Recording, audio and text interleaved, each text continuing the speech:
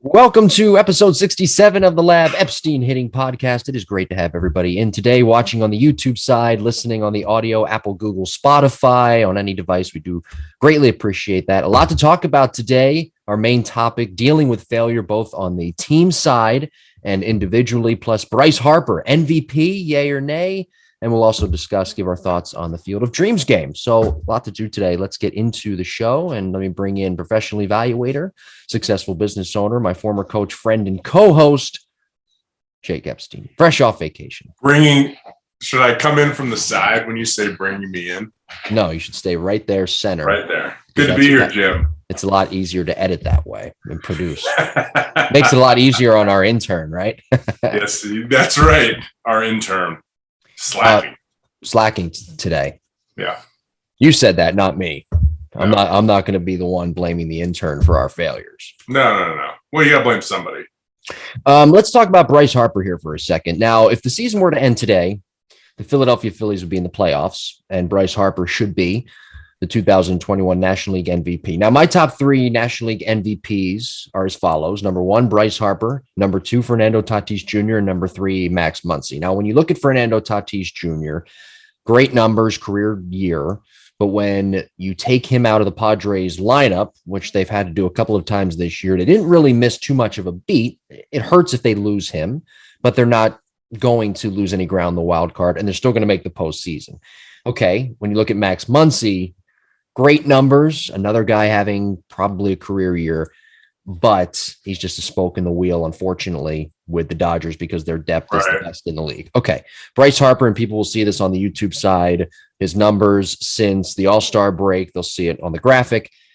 He's the National League MVP to me because if you take him out of the Phillies lineup right now, the Phillies are probably in third place behind the Mets and the Braves, most likely Braves Mets.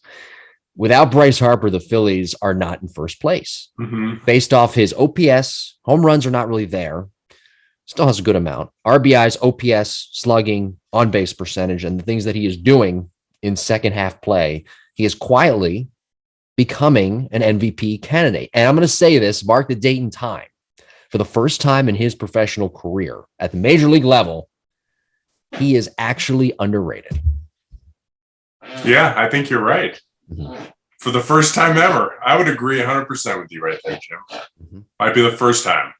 First time. And remember, when he was the MVP in 2015 with the Nationals, he didn't lead the team to the playoffs. And to me, that's what an MVP should be. And if there's ever going to be an MVP that leads his team to the playoffs, that where his team needs him in that lineup or else they don't make the postseason, it's this year with Bryce Harper, because we've seen so many times MVPs win that award and not truly earn that National League or American League Most Valuable Player award. So really, he is the very definition of what a National League or American League Most Valuable Player should be. And a lot of people don't look at that way. They just look, who had a great year, who had great stats, who has a high average, who has a lot of home runs, who has a lot of RBIs. But they talked about like when Mike Trout, well, they a playoff team, right? Like they didn't go to the postseason. Yes, he's a great player. The only argument I have with Tatis, he's hurt obviously this year, but he's a shortstop. So that plays a lot more than an outfielder, right? Like that MVP, we have a two-sided MVP, instead of, just an offensive guy, you have somebody that's saving runs as well.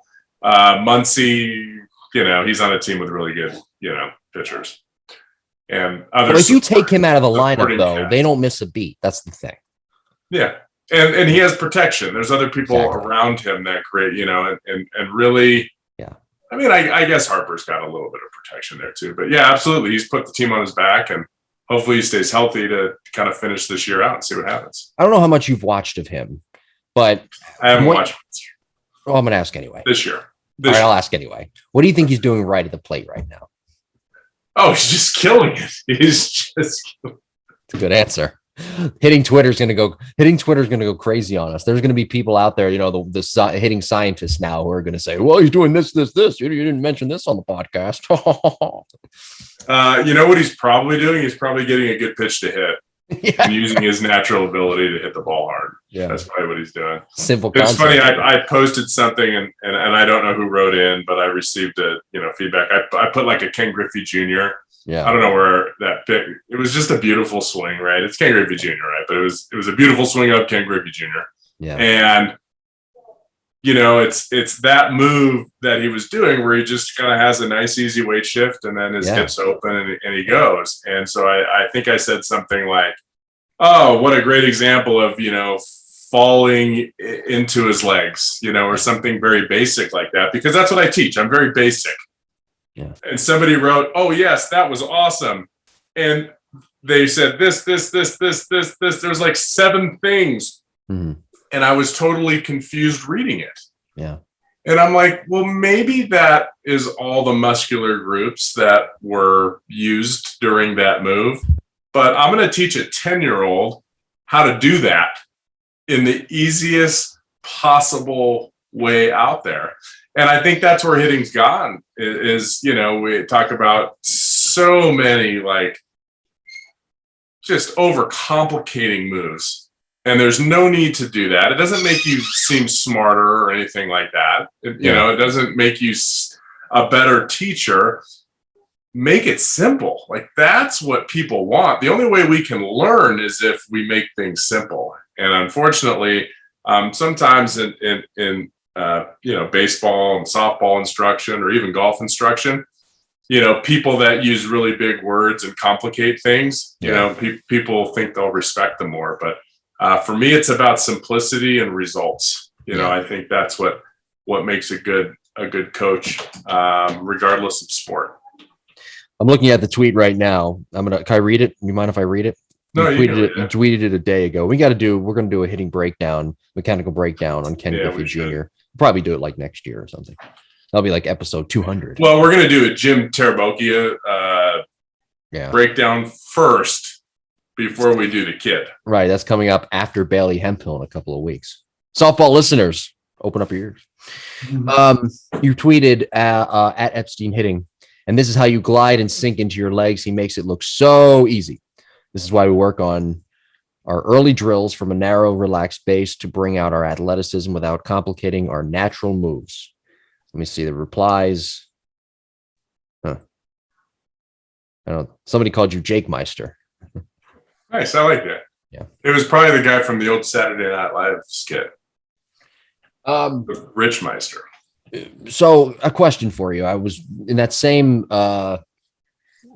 game where the germ of the idea came about talking about Bryce Harper possibly being an MVP this season. Mm-hmm. It happened last Wednesday, when the Phillies were playing at home against the Dodgers. Eduardo Perez was on the broadcast for ESPN. And he was asked a question by Tim Kirchin about hitters who start with their stance more upright nowadays. More and more hitters. Eduardo responded with how he's talked with hitting coaches, telling him that they prefer hitters more upright in their stance so that they can hit that high pitch while also getting a better launch angle on that high pitch, if that makes sense. Now, here's my issue with that. Even guys with those upright stances, you think about the most upright hitters, Cody Bellinger, for example, he still sinks into his legs. So absolutely. So if they don't have those guys who stand tall, a good hand or bat path, it really doesn't matter if a guy is standing, on stilts. It doesn't fucking matter because they won't hit the high ball successfully. What is your take on this trend, I guess, whatever, if it is a trend, of hitting coaches preaching to guys to maybe stand more upright as it relates to hitting the high ball and getting that proper launch angle? I never force players to stand a certain way. Mm-hmm. I try to find what their natural comfort level is in the stance. Now, in order to do that, I usually start them kind of like Cody Bellinger. Like when we start our drills, we start very narrow and I have them step forward, because a lot of players will start really wide and then they don't have a weight shift. They'll actually stride backwards sometimes, or they'll squat down too much. I'm not sold on the fact that I get the logic of let's stand up to stay on top of the pitch, because that seems easy in the thought, like, oh, I'll be able to stay on top if I stand upright. Albert Pujols never stood upright and was one of the best high ball hitters in baseball history. By the way, so does Altuve. He doesn't stand upright either, and he's one of the best high ball hitters right now in the game. Correct. And so it's hand path and barrel path is what controls it. Now, what I will tell players, and we cover this like in certification a lot too, is, imagine you're taking ground balls, right? And everybody's taking ground balls and everybody's had a coach that says, hey, you want to stay down and make sure you adjust up, right? Get your butt down, get your glove down. And if it's a bad hop, we adjust up. Okay. As an infielder, we don't start up and then try to adjust down on a ball that stays down. Well, hitting's just the opposite. We can start up and think up. And then as we're striding, as we see that pitch is lower, then we can sink lower. We can drop our hands. We can drop our barrel more to get to that low pitch. What you can't do is start low with your hand path and your barrel. And then all of a sudden the pitch is up, at your belly button and make up for it. So with my hitters, I'm always saying, we're going to think up and we're going to adjust down. I've never had a player have a problem dropping the bat head. Ever. On low balls. I've never thrown a ball. What's that? On low pitches. On a low pitch. I've never said, okay, I'm going to throw you at the knees, and all of a sudden they swing over the next 10. That's never happened. But you know what always happens? All of a sudden I throw the ball up at the belt and they'll swing under 10 in a row. So I don't know if people are very concerned with getting the barrel down so that you can get it up, so you can swing out more. I don't know. I've given a lot of lessons, and dropping the barrel to get to a pitch at the knees has never really been an issue. But so they want to get the proper launch angle number on that high pitch. Do you feel that they're using data? If this is indeed true, which I believe, Eduardo, I'm sure it is. Do you believe that they're doing it the wrong way, or do you believe that they're using data, in this case, the launch angle, the wrong way in trying to get guys to stand more upright? Oh, well, it depends what the launch angle they're trying to get. So I have no problem with, hey, we're going to try to stay on top of high pitches and try to launch them at 20 degrees, try to hit low line drives, and try to stay on top of that high pitch, try to be flatter with that high pitch. I think that's a great idea. If changing the stance is the easiest way to do that, by all means, I have no problem with that whatsoever. I don't think that's a bad strategy. I think that's a good strategy.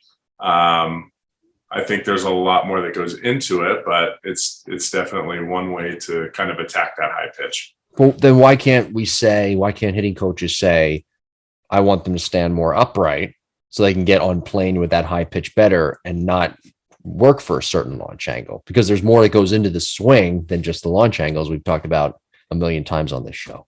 Yeah, I mean, I don't. Sorry, am I really? I want to know you're right. Like, I want to have a launch angle on a high pitch, a launch angle. I'm giving you too much testing tonight. I'm sorry. No, I'm just like, hey, you're fresh. You just got out of the shower, off vacation. Here I am, like a jerk off, asking you all these tough questions. I'm sorry. Hey, guess what? I played that. I told you, I was at that golf tournament this past week, and I met a great guy who was a guest, and he came in from Tampa Bay. Champa. And that's what I told him. I said, "Oh, you're from Tampa Bay?" Yeah. Yeah. So we had a good conversation about it. Did you bring your podcast partner up, your friend, your co-host? Mm-hmm. Yeah. My friend, co-host, student. Yes. Does he listen? Does he listen to the show? No. He does now, though. He lives in Tampa. He will now because he's, a Rays fan. I said, we need to get that new ballpark built. I was talking with my mom about that, by the way, and we'll talk about that off the air. But I don't care what kind of ballpark you build in Tampa Bay. You're not going to beat the Lightning. They're the most popular team in Tampa. They're like the thing to do with like everybody, young and old. Yeah. I want to also thank Dominic Robinson last week for filling in for you. Yeah. That was a great job. Dominic did a wonderful job last week. We discussed a variety of topics. So if you missed that episode, everybody be sure to go back in the archives, listen and watch. And if you haven't done so already, for the new listeners, subscribe to the show, Apple, Google, Spotify, new episodes Monday mornings at 9 a.m. Same thing on the YouTube side, the Lab Epstein Hitting Podcast. There's the Lab Epstein Hitting Podcast page. There's something Dominic brought up last week that I want to bring up with you. And towards the end of the show, we discussed travel ball. Mm-hmm. He had an abundance of great insight, but I want to get your thoughts on what he said as it relates to having a break, having an off season, the importance of, as he put it, shutting it down. He talked about how players are now playing throughout the country, warmer states, southern states. They're playing all year around, and he doesn't believe in that. He believes in having a time to shut it down. What are your thoughts on that? Are you for shutting it down, having a real off season so you can work on things and prepare for the next real season?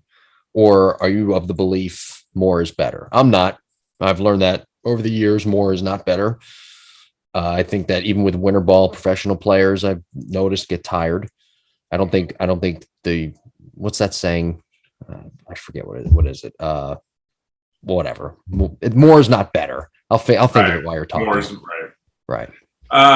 Yeah. I mean, I think it's good to take time off and play another sport, especially if you're not 16, 17 or 18.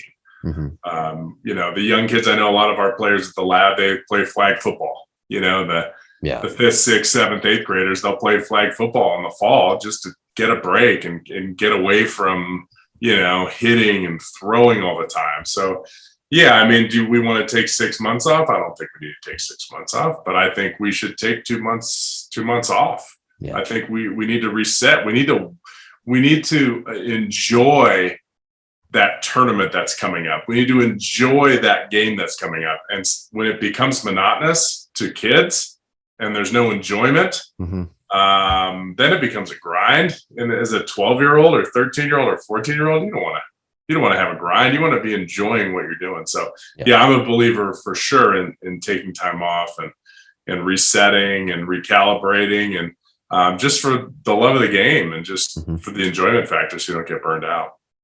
Quality over quantity. That's what I was trying to say. Quality over quantity. Yeah. For sure. I heard a story at this said golf tournament I was in. I like stories. This was actually funny, and I'm trying to think of the golfer. Bruce. I think of a golfer. Maybe it was a golfer. Why can't I think it was? He was a big guy and he wore like a sweater vest. Played in the 70s. And his caddy at the end of the season. You're not thinking of John Daly, are you? No, it was well before him. Get the intern on it. Great ball striker. You wouldn't know the name. Like, it's not a real common name. Anywho, so at the end, and really a good golfer, like won tournaments, great ball striker. So at the end of the year, his caddy put, the end of the season, like in, say, September, October, his caddy put a banana peel on top of his driver and underneath the head cover. Because he wanted to see if the guy was going to pick up a club before, March rolled around. And sure as shit, like March rolls around, the caddy grabs the clubs from the guy and he pulls the head cover off. It's all moldy. So one of the greatest ball striker athletes in the world took 4 or 5 months off. He just shut it down completely and went out and was just fine the next year. Some people are like that. Some people aren't. That's the lesson of the show right there. That's it. Quality know what you need. Quality over quantity. Yeah. We do both quality and quantity. We do a show every week and we do it.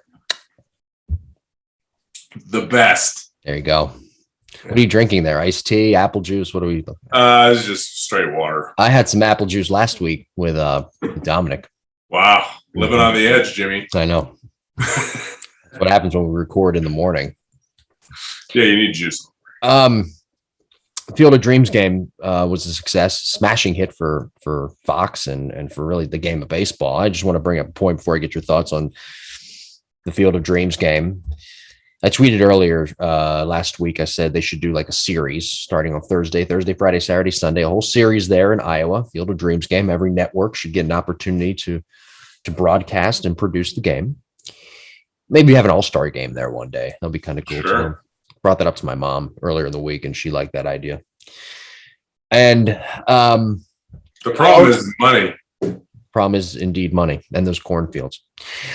But I want to bring up something about baseball and sports and where we are as a society today. I don't mean to pontificate, but I think this is very important. We've mentioned on this show how we thought baseball made a mistake moving the All-Star game out of Atlanta and costing a lot of people, African Americans and their businesses, a lot of money that they could have brought in for the All-Star game. And that was a huge, huge mistake moving it out of Atlanta to Colorado. Nothing against Colorado. You know I love your state. Yeah, but I wasn't happy they brought it here and rewarded the ownership group that we have. So when baseball and every sport, this is a lesson for every sport. When baseball does something like this, the Field of Dreams game, when they stay in this case, it's important to stay in your lane. When they, in this case, so when they stay in their lane and do what they're really great at, which is producing great events like this. I mean, because they do a great job, I think, putting on the All-Star game. Some fans would disagree with that. I don't agree. I think they do a great job putting on the All-Star game. But when they stay in their lane and they do things like the Field of Dreams game, and they stay out of politics and they do what they're good at, then it becomes a smashing success. They got 6 million viewers for a regular season game, the most since 2005. So there's a lesson for you right there. Sports, all sports, not just baseball. Stay out of politics and just, in this case, stay in your lane. Do what you're good at because it works. It still works. That's what people want. Yeah, they want to be entertained. They don't want to have. I mean, I went to, I don't know how many years ago, 3 or 4 years ago. We went to a couple concerts, like 2 or 3 concerts. Yeah. And I want to go see an entertainer. Right. I want to go see somebody do what they do best, like something I can't fathom doing. I can't sing. I can't play an instrument. I want to be entertained. That's why I'm there. And then to hear them talk about politics, I didn't even want to be there anymore. I'm like, They totally soured. You know, I paid good money to go watch them do what they do, and all of a sudden their opinion matters more than mine or anyone else there. So it drives me crazy when people take a stand like that. But that game was really cool. Like, I had people there that I know. Actually, there was a kid here, Longhofer, was just here. They're from Kansas City. Mm-hmm. And I trained him earlier in the week, and he's like, oh my gosh, somebody just said, I have tickets to the game. Do you want to go to it? Mm-hmm. So boom, they drove up there. So I got to see all kinds of pictures and stuff, all the extracurricular. I mean, what a cool event, man. I mean, that movie's just so amazing. And Costner's awesome. You know, I'm a Costner. He's such a big Fullerton, supporter, and, gives a lot of money there. And I don't know. I thought that was just a really cool event. I don't think the Yankees needed to be in it. I definitely thought the White Sox needed to be in it. I guess the Yankees had to be in it because for television ratings, but the White Sox uniforms were just awesome. And that umpire was awful. Good Lord, was he bad. Yeah. I don't know how many pitches he missed that caught White every single time. Mm-hmm. Anyway. Who was it? Kopech, when he was coming out of the game, he was yelling at the home plate umpire. It wasn't just Kopech either. It was the other guys that came. Kimbrel, he missed like 3 pitches. Yeah. You know what was really so great about that the whole presentation too?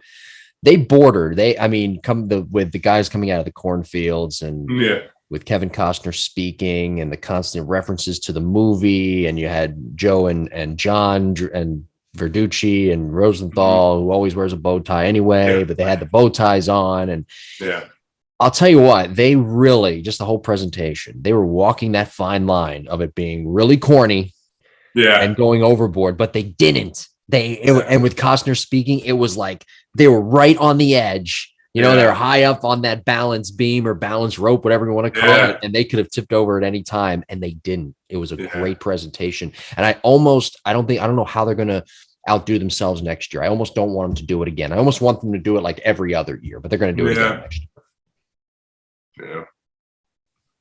By the way, really quick. Remember that you said you can't play an instrument, and I want to dispute that.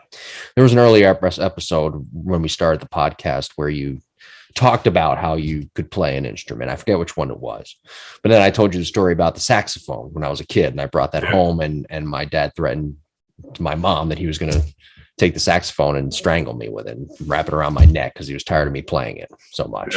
Going around the house playing that thing. At least you had multiple stuff. Yeah, it was the trumpet. That's what they told me I could play. It's got 3 things. That's it. That's the trumpet. I guess the trombone. The trombone maybe has less. Regardless, I wasn't any good at it. I think you played the flute. The flute has 3. I did not play the flute. How do you know? How do you know? You don't Because I remember this stuff. It was the trumpet. Because I wanted to play the drums. I wanted to be the cool guy. Hey, I want to play the drums. They're like, can you do this? No. Okay, play the trumpet. That's how it went. Fifth grade. I'll never forget it, man. Fifth grade. You went from trying to be the cool guy to being the geek who plays the trumpet. Yeah. No, at least I played the saxophone. People, the saxophone's cool. Saxophone was cool. I kind of want to do the saxophone. They're like, you don't have enough, eye-hand coordination. So my saxophone career lasted 2 weeks. If you have any questions for the podcast, be sure to want to comment on your own instrumental careers. Like we care, we don't, but okay, if you want to anyway, send them along via jimbopodcast21@gmail.com. Follow us on social media too, at Jim Tara and at Epstein hitting on Instagram and Twitter. All right, let's get into today's main topic, dealing with failure. A couple of ways we can go. This will start though, and people will see it on Twitter on the artwork this week. We have 4 teams. We have Baltimore, not in this order, Baltimore, Arizona, Kansas City, and Pittsburgh. The 4 teams that are the worst teams in all of baseball right now. They are having to deal with failure as a team, and it's not obviously easy to do on a daily basis offensively because, as we've talked about before, hitting a baseball is the hardest thing to do in all of sports. Yeah, I mean, I've been part of teams that failed. And as a player, when I was in pro ball, we were bad. we were a bad team. We lost a lot more games than we won, but we were still trying to put our best foot forward. Whether it was the minor leagues, so nobody really cares. The coach was like whatever. It wasn't a big thing. He wasn't going to get a bonus if we won the A-ball championship. So you just kind of move on and you find things that, hey, maybe we're not winning ball games, but we're getting better, right? As a team, we're getting better. Our pitchers are throwing more strikes. Our hitters are getting more hits, whatever. As an offense, I've been part of teams that did really well and did really poor. And then sometimes both in the middle of the season. I always talk about the year at Mizzou. We were just god awful the first road trip of the year. I don't know, was that 9 games or so? I was brand new and it was driving me crazy, what was going on. And we created something and we got better and we started to hit. We got hot and, steamrolled into a pretty good offensive year. And we did really well in the SEC that year. So, what helped with that? What comes first? Does confidence come first or results come first? And we just, we put a plan together and I was very positive with the players that, look, if you strike out and have a bad at bat, let's make an adjustment and not do that again. Yeah. And just be smart about it. The Brewers this year were absolutely terrible. They were like second to last in offense for most of the year, at least the first third of the year.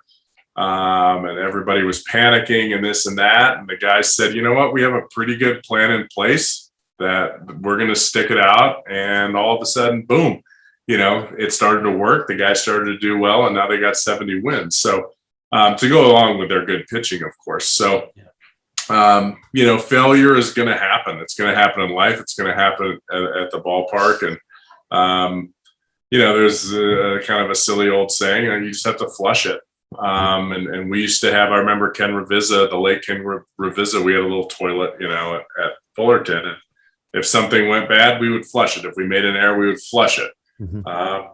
And that's what high water bill, huh? What's that?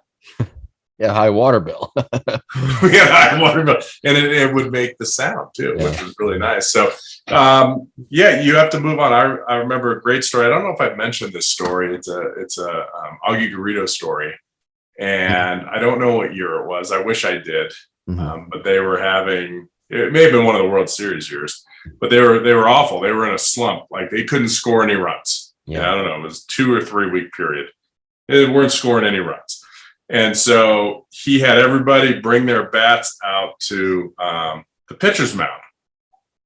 And so all the position players brought their bats out to the pitcher's mound. And in left field, there's an opening down the left field line that you can drive a car in or whatever. So a hearse comes in. Mm-hmm.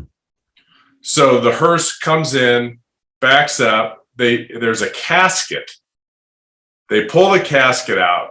Augie says, everybody throw your bats in the casket. We're going to bury those fuckers. So they put all their bats in there. They put the lid on the casket, put it in the hearse. I don't know what it costs him to do that. Ford doesn't even have a budget. He probably paid for it himself. And they took all the bats away.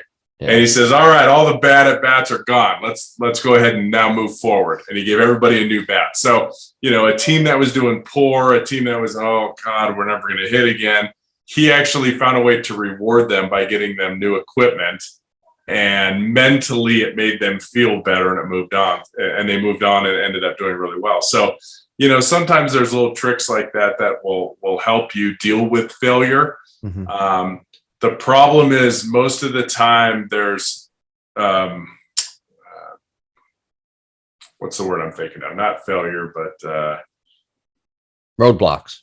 Yeah. So, you run into a roadblock and you're trying to figure out, what's the big, and a lot of coaches apply more pressure. Right. They'll apply more pressure to the team. Well, if we don't do this, we're not going to make the postseason. If we don't do this, we're never going to hit again. If we don't do this, our pitching staff is going to be terrible. And sometimes what happens, and I'm not saying that's wrong, but sometimes what happens is now all of a sudden we kind of compress, everybody's in a pressure cooker. It creates more stress, more anxiety, more pressure, and then the players do worse. So you have to really know. I mean, this is why there's really good coaches and there's really good managers, and there are some that aren't as good, because they can manage people and they can either get the best out of that person, or unfortunately, sometimes coaches will do the opposite and they'll press that player too much, and then you don't get out of them what their ability will allow for. Well, how does a manager go about trying to get the most out of a player who's failing individually? Yeah, it has to do with, personal relationships. Can you sit down and have a conversation with that player? Right. Can you figure out, what's going on? What's going on in your personal life? Mm-hmm. If it's pro ball, what's going on with, do you have buddies you hang out with, you have dinner with on a team? Maybe it's college, how's your roommate? Do you have a boyfriend or a girlfriend? Mm-hmm. Do you having issues there? How are your folks? Is somebody sick? Yeah. And sometimes when you become a real person to that player, they'll open up, and all of a sudden that player becomes more relaxed when they get out on the field, and they can perform. But I'm not a big believer in coaching styles that are like platoon based. Oh, there's a right-handed pitcher, I have a left-handed lineup. Yeah. There's a left-handed pitcher. I'm not a big fan of that, because guys are constantly in and out of the lineup and not getting the repetitions. And so I'm a believer is who earned that spot. Who is the person that earned that spot during the, if it's college, during the fall, during the spring, who's doing well. Okay, are you doing poorly? Mm-hmm. I won't put somebody else in. But I'm not going to put somebody else in just because there's a different pitcher. Mm-hmm. And I think that left-handed pitcher has a certain pitch that, no, I'm going to stick with that best person that I have confidence in it. And hopefully that player will reward me as a coach or a manager by, performing the right way. But I think if you're constantly shuffling people in and out, it creates an environment that everyone's upset. Everybody in the clubhouse is upset. And right. You never want to have a team like that. You mentioned your organization that employs you, by the way. The Brewers' first round draft selection, Sal Frelick, for Brewers Gold. I just want to bring this up. 7 for 15 in 4 games. He hit .467 with 4 RBIs. So there's a guy who has not failed just yet. But there are plenty I love the fact that he's a first rounder and he's playing. Yeah. And there are plenty of individuals that do fail, though, in professional baseball. Sure. How does one go about, as an individual, fixing things mentally and not getting too much in their head when they are failing, trying to deal with that failure? One of the things is take time off. Yeah. Sometimes you have a bad year. Get away from it. Yeah. And sometimes in the minor leagues, you have a bad year. And then you go to fall ball, you go to instructional league, and it's like, oh God, now everybody's going to do this and do this. And then all of a sudden you got to go to early camp, You know, it's free, and you don't have that time off. That's or winter ball. Some guys had to go winter ball. Yeah. Right. And they just kind of keep running you out there, and you don't get time to just kind of reset the clock and reset the swing and reset the arm and whatever it might be. So, how do you bounce back? You got to be strong. I mean, you really do. You know, there has to be a background. Some people mentally just, unfortunately shouldn't be playing the game. And usually by the time they get to be, draft eligible, they're going to be okay. But, there's a lot of kids that I work with that are really, really good players and really good hitters.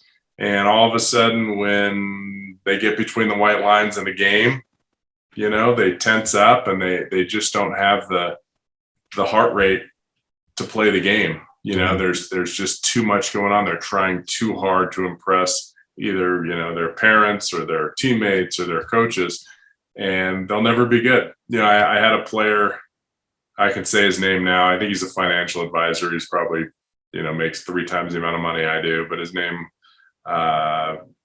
Nash, I can't think of his first name. His dad's name is Speedy. Was it Randy Jr.? Anyway, this kid had like the greatest eye-hand coordination ever. So you hit in the basement. You go way back, right, to the basement. So this kid went to Gonzaga, and did you use the little tiny balls? Yeah, we used the golf balls. Okay. He would hit every single one with this small bat on a line. Opposite field, boom, line drive. Pull side, line drive. He'd hit like 18 out of 20. I'd never seen anyone with like eye-hand coordination like this. So a year or two goes by, or whatever. He comes back the next year. I'm like, hey man, how'd it go? I don't know. I get so nervous and excited. I just pull everything foul. Like I can't wait on anything. I don't even know if I hit 5 balls fair during fall practice. I'm like, good Lord, man. He's like, I just, and that was it. Like he never played. He never played. Like mechanically flawless. Eye-hand coordination flawless. How many years did he play at Gonzaga? There was something there. What's that? How many years did he play at Gonzaga? He was there the whole time, but I don't think he had more than a handful of at-bats. Oh. Yeah. It's a bummer, man. Like, you look at that, and I look at people. You say that, it's weird. It's funny, not to cut you off, but you say some people aren't mentally built to play the game of baseball. They may have a lot of talent. One guy that that comes to mind, it's really a shame because he was one of my favorite players, Josh Hamilton. I'm not sure he was mentally built to play the game of baseball. Yeah, because he had to deal with some failure after his spectacular. He did, but something was wrong there, and I'm not sure whether he failed more than he succeeded, or I don't think. My point is, I'm not sure that he was mentally gifted enough to play the game of baseball. Well, I think he was if it was just baseball. I think if he just had to play baseball and he didn't have a personal life, I think he would have been fine for that purpose. But I think all the extra, things that came into his life, that's tough.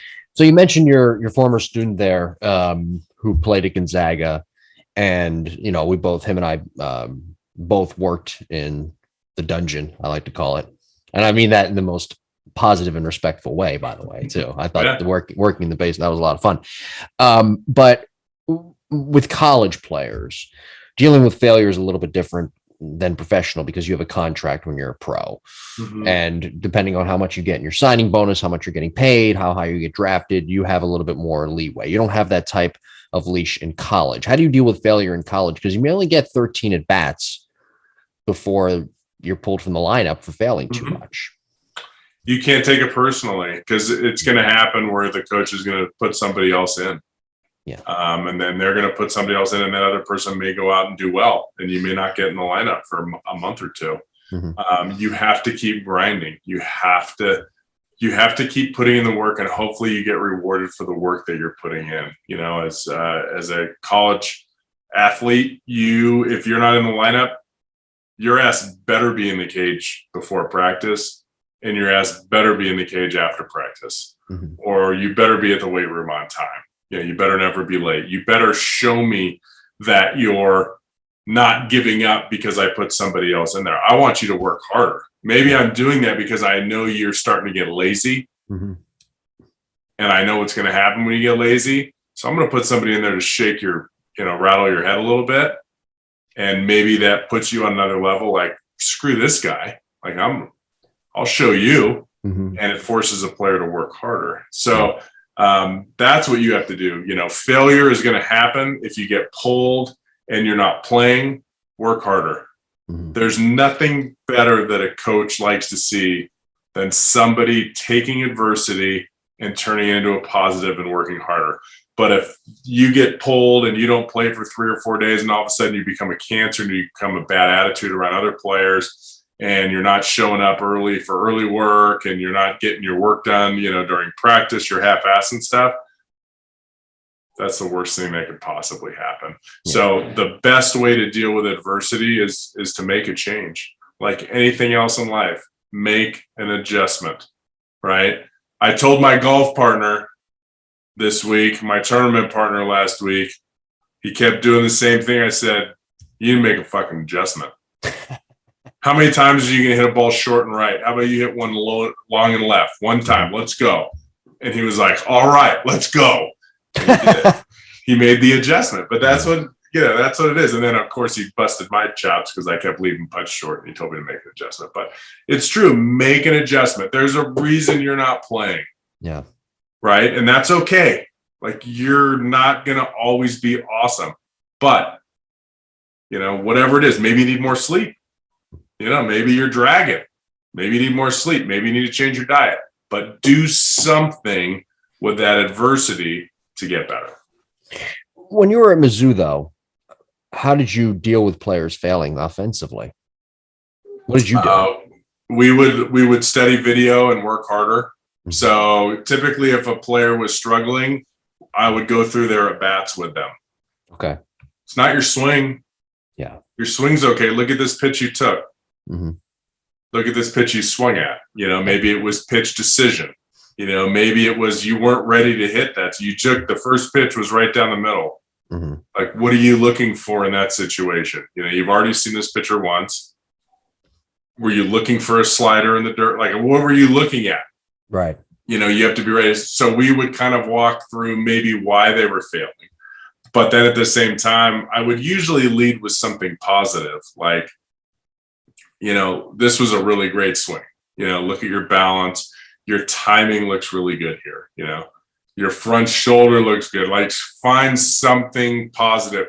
You look great in the uniform today. Whatever it is. And then but I do feel like you were a little apprehensive at the plate. I feel like you weren't quite ready to hit. I want you to be ready to hit when you're in the on-deck circle. Like, your plan is ready to go. So when you step in that box, you're ready to go. So, usually it was just talking through why they were failing, but being careful not to be. So I had players with mechanical issues in the middle of the season. They weren't going to get fixed. Right. They're going to get fixed in the middle of the season. You got a barrel dump, you got a bad elbow, you got a bad top hand, whatever. We can work on that, with some drills. But none of that's going to get fixed. So it's like, okay, you obviously can't get to this pitch. Mechanically, this is not a good pitch for you to hit. I need you to look middle in, or I need you to look middle away and not miss it. Mm-hmm. And those are the kind of things that we would talk about to try to get them to be the best with what they have at that time. So let me tie a bow on this topic here. Dealing with failure today, episode 67 of the Lab Epstein Hitting Podcast. What is the biggest lesson that people can take away from failing? What is the biggest lesson players can take away from failing at the plate, and how they can fix things quickly or quicker rather than later? Everybody fails. That's the best thing you can. Everybody fails. Everybody goes through tough times. Mm-hmm. Everybody goes into slumps. What you have to be is mentally strong and have a process to dig your way out of that hole and out of that slump. And if you have a process and you have a positive outlook, like, okay, I'm 0 for my last 15. Okay. Why am I over my good Lord, I'm swinging at terrible pitches, or I'm taking too many pitches, or I'm pulling off, or my stride is bad, or whatever it is. Make an adjustment, right? If you keep doing right, what's the definition of insanity, right? Doing the same thing over and over again and expecting different results. So, having a positive look, I'm bad, but I'm still a college athlete. Right. I went over 3. Guess what? I'm going to be in the lineup tomorrow. I went over 10. My parents still love me. Find something, maybe. Depends how old you are, I guess. But find something positive out of everything that you're doing. And that's and there's always something. Look, I may not be hitting, but damn, I made a great play in the field today. Or I may not be hitting, but I'm going to work even harder. Right? Like I'm going to take extra BP. I'm going to do some extra T work. I'm going to stay late. I'm going to come in, after lunch and get some hacks in with the coach or whatever it is. But I'm going to find a way to get out of this funk. And you know what? Sometimes it's just, I need a day off.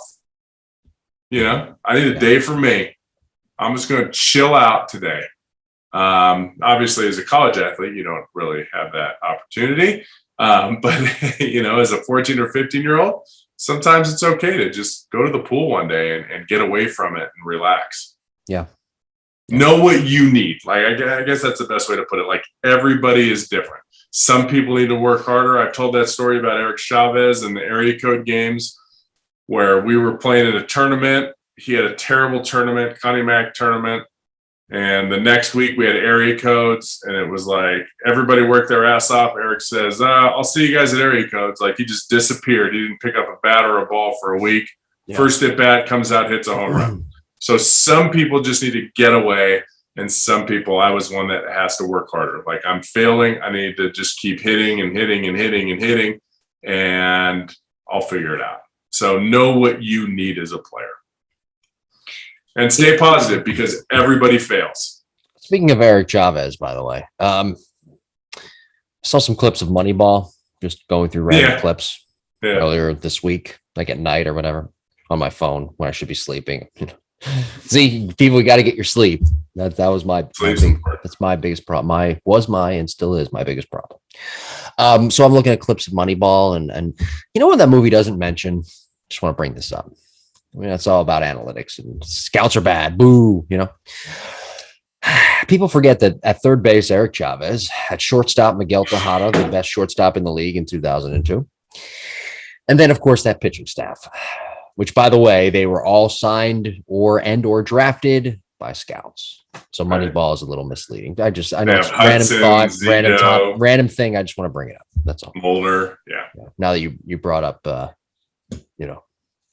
Eric it was Hatterberg. That was it. That was the only one. Scott Hatterberg. Yeah, him and who's the guy? Who's the guy who threw from sidearm?